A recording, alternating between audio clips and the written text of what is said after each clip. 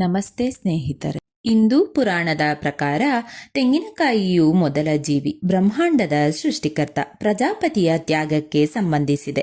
ಪ್ರಜಾಪತಿಯು ತನ್ನ ತಲೆಯನ್ನು ದೇವರುಗಳಿಗೆ ಬಲಿ ಕೊಟ್ಟನು ಮತ್ತು ಕತ್ತರಿಸಿದ ತಲೆಯಿಂದ ತೆಂಗಿನ ಮರವು ಹೊರಹೊಮ್ಮಿತು. ತೆಂಗಿನಕಾಯಿಯ 3 ಕಣ್ಣುಗಳು ಪ್ರಜಾಪತಿಯ 3 ಕಣ್ಣುಗಳಾದ ಬುದ್ಧಿವಂತಿಕೆ, ಜ್ಞಾನ ಮತ್ತು ಅರಿವನ್ನು ಪ್ರತಿನಿಧಿಸುತ್ತವೆ. ತೆಂಗಿನಕಾಯಿಗೆ ಸಂಬಂಧಿಸಿದ ಅತ್ಯಂತ ಜನಪ್ರಿಯ ಕಥೆಗಳಲ್ಲಿ ಒಂದು ಗಣೇಶನ ಕಥೆ.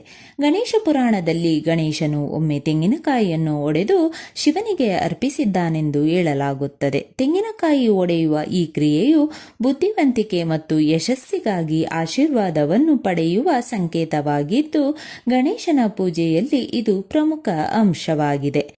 ತೆಂಗಿನಕಾಯಿಯ 3 ಕಣ್ಣುಗಳಲ್ಲಿ ಶಿವನು ನೆಲೆಸಿರುತ್ತಾನೆ.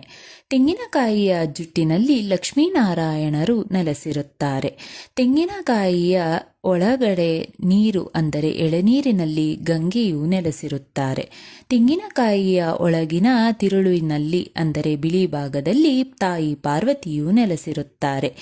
ಇದೇ ರೀತಿ ದೇವಾನುದೇವತೆಗಳು ತೆಂಗಿನಕಾಯಿಯಲ್ಲಿ ನೆಲೆಸಿರುತ್ತಾರೆ. ಆದ್ದರಿಂದ ಪೂಜೆಯ ಸಮಯದಲ್ಲಿ ನಾವು ತೆಂಗಿನಕಾಯಿಯನ್ನು ಅರ್ಪಿಸಿದರೆ ಹೆಚ್ಚಿನ ಲಾಭ ಪಡೆಯಬಹುದು. ಹಿಂದೂ ಧರ್ಮದಲ್ಲಿ ತೆಂಗಿನಕಾಯಿಯನ್ನು ಶುದ್ಧತೆ ಮತ್ತು ಸಮೃದ್ಧಿಯ ಸಂಕೇತವಾಗಿ ನೋಡಲಾಗುತ್ತದೆ. ಹೊರಗಿನ ಗಟ್ಟಿಯಾದ ಚಿಪ್ಪು ಭೌತಿಕ ಜಗತ್ತನ್ನು ಪ್ರತಿನಿಧಿಸುತ್ತದೆ, ಆದರೆ ಒಳಗಿನ ತಿರುಳು ಆಧ್ಯಾತ್ಮಿಕ ಸಾರವನ್ನು ಪ್ರತಿನಿಧಿಸುತ್ತದೆ.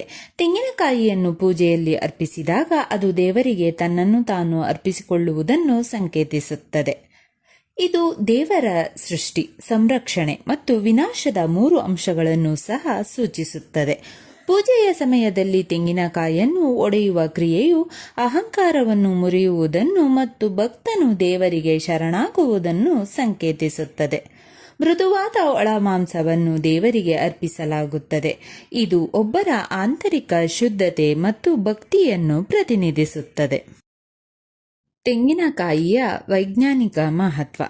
ತೆಂಗಿನಕಾಯಿ ಆರೋಗ್ಯಕರ ಕೊಬ್ಬುಗಳು, ಆಹಾರದ ನಾರು ಮತ್ತು ಪೊಟ್ಯಾಷಿಯಂ ಮತ್ತು ಮೆಗ್ನೀಷಿಯಂನಂತಹ ಖನಿಜಗಳನ್ನು ಒಳಗೊಂಡಂತೆ ಪೋಷಕಾಂಶಗಳ ಸಮೃದ್ಧ ಮೂಲವಾಗಿದೆ. ಇದು ಗಮನಾರ್ಹವಾದ ಉತ್ಕರ್ಷಣ ನಿರೋಧಕ ಮತ್ತು ಉರಿಯೂತ ನಿವಾರಕ ಗುಣಗಳನ್ನು ಹೊಂದಿದ್ದು ಒಟ್ಟಾರೆ ಆರೋಗ್ಯಕ್ಕೆ ಪ್ರಯೋಜನಕಾರಿಯಾಗಿದೆ. ತೆಂಗಿನಕಾಯಿಯೊಳಗಿನ ನೀರು ನೈಸರ್ಗಿಕ ಎಲೆಕ್ಟ್ರೋಲೈಟ್ ಪಾನೀಯವಾಗಿದ್ದು ಪೋಷಕಾಂಶಗಳಿಂದ ಸಮೃದ್ಧವಾಗಿದೆ ಮತ್ತು ಇದನ್ನು ಹೆಚ್ಚಾಗಿ ಪ್ರಕೃತಿಯ ಪಾನೀಯ ಎಂದು ಕರೆಯಲಾಗುತ್ತದೆ.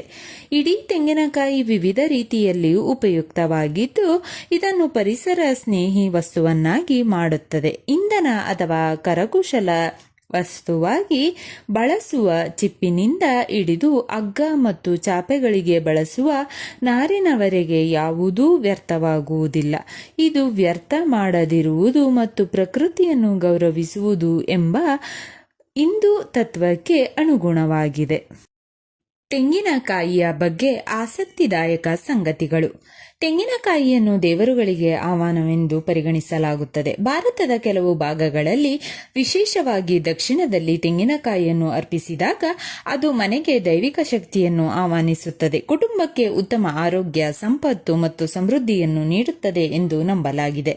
ತೆಂಗಿನಕಾಯಿ ಒಡೆಯುವುದನ್ನು ಕೆಲವೊಮ್ಮೆ ಸ್ವಯಂ ತ್ಯಾಗದ ಕ್ರಿಯೆ ಎಂದು ಪರಿಗಣಿಸಲಾಗುತ್ತದೆ. ತೆಂಗಿನಕಾಯಿ ಒಡೆಯುವುದರಿಂದ ದೈವಿಕ ಜ್ಞಾನ ಮತ್ತು ಬುದ್ಧಿವಂತಿಕೆಯನ್ನು ತಲುಪಲು ಒಬ್ಬ ವ್ಯಕ್ತಿಯು ಹೊಂದಿರುವ ಭಾವನಾತ್ಮಕ, ಮಾನಸಿಕ ಅಥವಾ ಭೌತಿಕ ಅಡೆತಡೆಗಳನ್ನು ಮುರಿಯುವುದನ್ನು ಸಂಕೇತಿಸುತ್ತದೆ. ಕೆಲವು ಆಚರಣೆಗಳಲ್ಲಿ ತೆಂಗಿನಕಾಯಿಯ ಹೊರಸಿಪ್ಪೆಯನ್ನು ತೆಗೆದು ದೇವರುಗಳಿಗೆ ನೈವೇದ್ಯ ಅರ್ಪಿಸಲು ಬಳಸಲಾಗುತ್ತದೆ. ಈ ಸಿಪ್ಪೆಯು ನಿಜವಾದ ಆಂತರಿಕ ಸ್ವಭಾವವನ್ನು ಬಹಿರಂಗಪಡಿಸಲು ಹೊರಹೋಗಬೇಕಾದ ಬಾಹ್ಯ ನೋಟ ಅಥವಾ ಅಹಂಕಾರದ ಸಂಕೇತವಾಗಿದೆ.